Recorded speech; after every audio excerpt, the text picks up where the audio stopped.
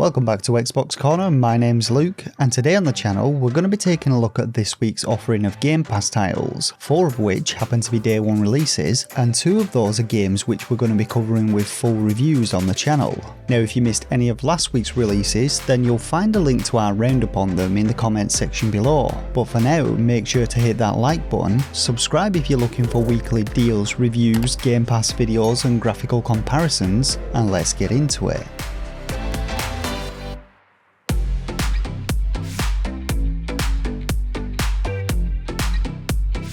So as usual, we're kicking things off with an announcement this week, and this concerns the arrival of Rainbow Six Siege on Game Pass for PC. Now the game has been available on consoles for a while, but it still has a solid player base with a total of 70 million players across all platforms, and the game remains one of the best first-person shooters on the market. That is of course if you can deal with its somewhat toxic community. With the upcoming Ubisoft Plus subscription service set to hit consoles though in the near future, it seems like the company is wanting to drum up a bit of hype with this one being added to PC alongside Rainbow Six Extraction, but we'll get onto that one shortly.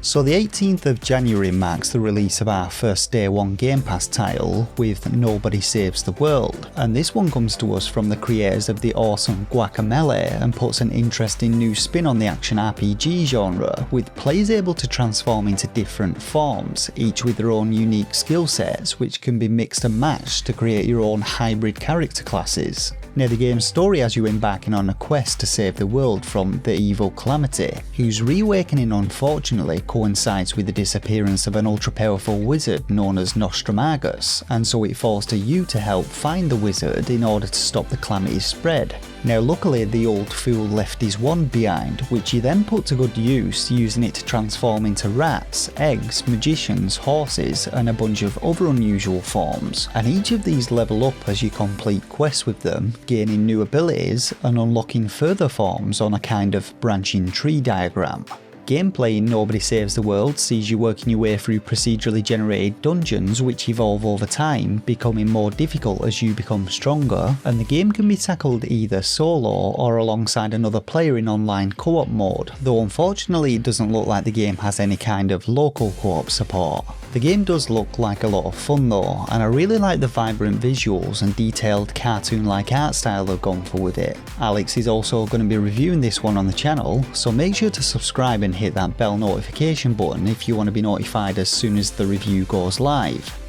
On to our second day 1 release then, we have Pupperazzi, a strange little first-person photography game where you play as a paparazzo or independent photographer in a world populated entirely by dogs, and it's your job to get out there and snap some pictures of the pooches going about their daily lives doing what doggos do, like riding bikes, skateboarding and of course playing arcade games. Now there's not so much of a storyline with this one, but the objective of the game is to complete various photography challenges which usually involve taking pictures of the dogs performing different actions, and the game has a kind of Where's Wally vibe to it as you wander around each level trying to locate the specified targets. Now as well as the main objective, you've also got a Puppypedia to fill out requiring to snap a photo of every breed of dog or dogs wearing certain clothing, and completing the in-game challenges unlocks new lenses and camera fillers for you to play around with, as well as new areas to explore at different times of day. Now Pupperazzi is one that I'm going to be covering on the channel on release, and I'd say that it very much looks like one for the casual gamers among us, or those looking for something a little less demanding which you can just sit back and chill with for a few hours. It also seems like one of those that you should be able to fit in around any of the other titles that you were looking to play this week, and as with our other review, make sure to subscribe and keep an eye out on the channel for when this one goes live.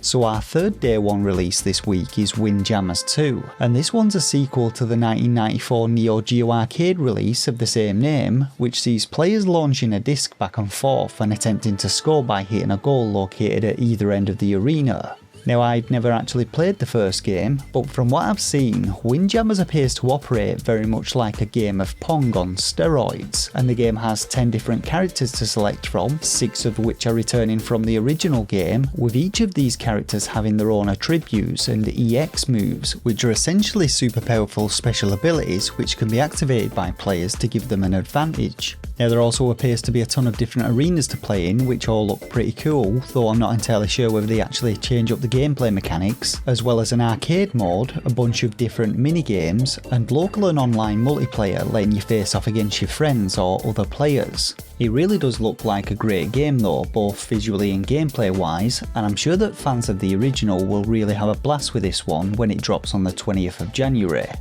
So our penultimate game this week is actually 3 games, with the Hitman Trilogy landing on all platforms, and this is a compilation which includes 2016's Hitman, 2018's Hitman 2, and last year's Hitman 3, which is also about to start its Year 2 content drop, which will include a bunch of new maps, storylines and game modes. Now I haven't actually played a Hitman game for quite a while, but as anyone can attest, these games are AAA when it comes to the stealth action genre, and if you've never actually played them, then you basically get to play as the Chrome Dome Agent 47 and embark on assassination missions across the globe. What makes these games so great though is the actual variety of options that you have available to you when taking out a target. You're able to play dress up and simply walking through the front door disguised as a worker or one of the target's lackeys, sneak your way in, snapping necks and dumping bodies in trash cans, or even go in all guns blazing, though this rarely works out, so you really need to be tactical about your approach with this one.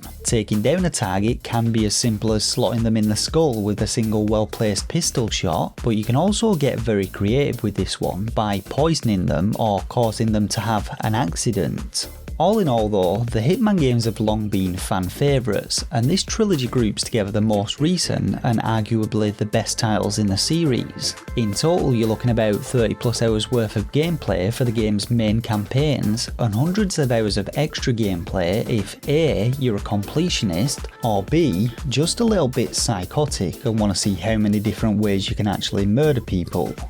So the final game in this week's roundup is undoubtedly the biggest release this month, as we see Rainbow Six Extraction hitting Game Pass on the 20th of January. Taking place in an alternative timeline where parasitic aliens threaten to overrun the world, Rainbow Six Extraction sees 18 of the specialist operators from Rainbow Six Siege banding together to form an organisation known as REACT and heading into containment zones to tackle an alien threat which constantly evolves, forcing you to react quickly and think on your feet. Now this one appears to mix the horde mode elements of Left 4 Dead with the tactical shooter elements of Rainbow Six Siege, of course with aliens instead of zombies, and each mission can be tackled either solo if you think yourself a bit of a hard man, or in 3-player cooperative mode, with players assembling the squad of operatives, kitting them out with a bunch of special gadgets, and then heading out on missions which include rescuing VIPs, researching alien specimens, and straight up alien hunts and exterminations.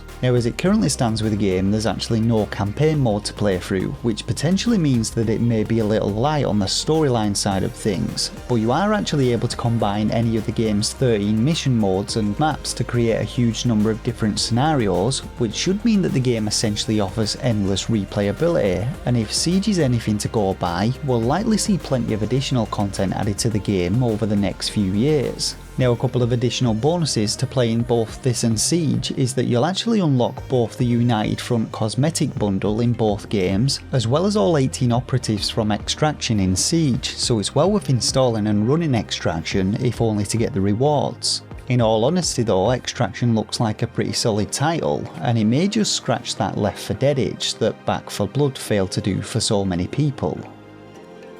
And so that just about does it for another week of Game Pass. So has anything tickled your fancy this week? Do you feel like saving the world, snapping some pupper pics, or perhaps you'd just prefer to be snapping some necks this week? Let us know down in the comments section below. For now though, that's all for this week, so make sure to hit that like button, subscribe to keep up to date with all our latest deals, reviews and Game Pass content, and I'll catch you all in the next video. Thanks everyone, take care.